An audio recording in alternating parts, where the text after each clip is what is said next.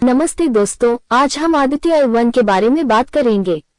Aditya L1 Bharat का पहला सौर मिशन है जिसे भारतीय अंतरिक्ष अनुसंधान संगठन इसरो द्वारा विकसित किया जा रहा है। आदित्य L1 का लक्ष्य सूर्य के अध्ययन करना है। आदित्य L1 क्या है?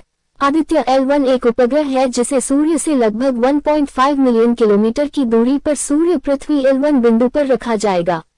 L1 बिंदु एक ऐसा बिंदु है जहां सूर्य और पृथ्वी के गुरुत्वाकर्षण बल एक दूसरे को संतुलित करते हैं। ये बिंदु आदित्य L1 को सूर्य का अध्ययन करने के लिए एक आदर्श स्थान बनाता है।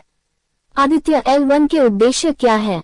आदित्य L1 के निम्नलिखित उद्देश्य हैं: सूर्य की कोरोना और उसके गतिशील व्यवहार का अध्ययन करना, सूर्य के सौर ज्वाला और कोरोनल मास इजेक्शन (CME) का अध्ययन करना, सूर्य के चुंबकीय क्षेत्र का अध्ययन करना, सूर्य के प्रभाव को पृथ्वी के वातावरण और जलवायु पर समझना। आदित्य L1 का डिजाइन कैसा है? आदित्य L1 में 7 वैज्ञानिक उपकरण हैं, जिनमें से प्रत्येक सूर्य के एक अलग पहलू का अध्ययन करेगा। ये उपकरण है: कोरोनाग्राफ। कोरोनाग्राफ सूर्य के कोरोना की छवियां लेगा। X-ray imager. एक्स-रे इमेजर सूर्य से उत्सर्जित एक्स-रे विकिरण का अध्ययन करेगा। Ultraviolet imager. अल्ट्रावायलेट इमेजर सूर्य से उत्सर्जित पराबैंगनी विकिरण का अध्ययन करेगा। मैग्नेटोग्राफ। मैग्नेटोग्राफ सूर्य के चुंबकीय क्षेत्र का अध्ययन करेगा। Plasma analyser. प्लाज्मा एनालाइजर सूर्य से निकलने वाले प्लाज्मा का अध्ययन करेगा। In situ plasma experiment. In situ plasma experiment सूर्य के प्लाज्मा के साथ अंतःक्रिया करेगा। धूल डिटेक्टर। धूल डिटेक्टर सूर्य के कोरोना में मौजूद धूल के कणों का अध्ययन करेगा। आदित्य L1 की लॉन्च तिथि क्या है? आदित्य L1 को जून 2023 में लॉन्च करने की योजना है। आदित्य L1 का वैज्ञानिक महत्व क्या है?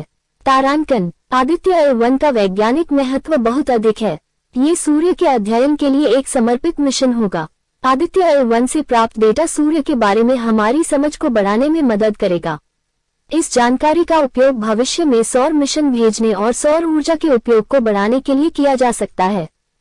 आदित्य L1 एक महत्वपूर्ण मिशन है जो भारत के अंतरिक्ष कार्यक्रम में एक महत्वपूर्ण मील का पत्थर होगा। आदित्य L1 के सफल होने से भारत को सूर्य के अध्ययन में अग्रणी भूमिका निभाने में मदद मिलेगी। सूर्य हमारे सौर मंडल का सबसे बड़ा पिंड है। इसका व्यास पृथ्वी के व्यास का लगभग 109 गुना है।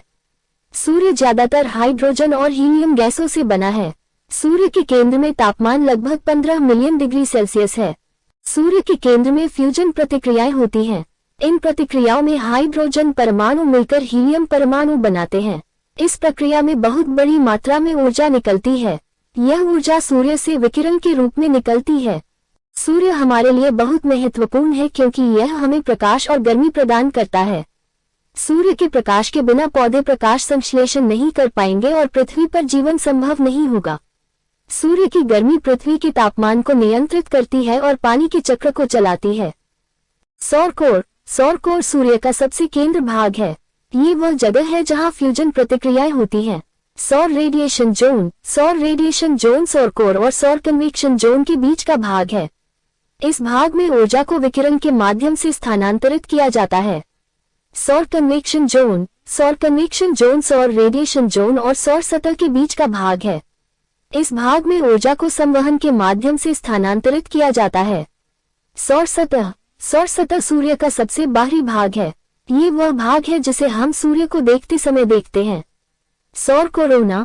सौर कोरोना सूर्य का सबसे बाहरी भाग है। ये सूर्य की सतह से लगभग 1 मिलियन किलोमीटर तक फैला हुआ है। धन्यवाद देखने के लिए। यदि आपको ये वीडियो पसंद आया है तो कृपया लाइक और मेरे चैनल को सब्सक्राइब करें। Thank you.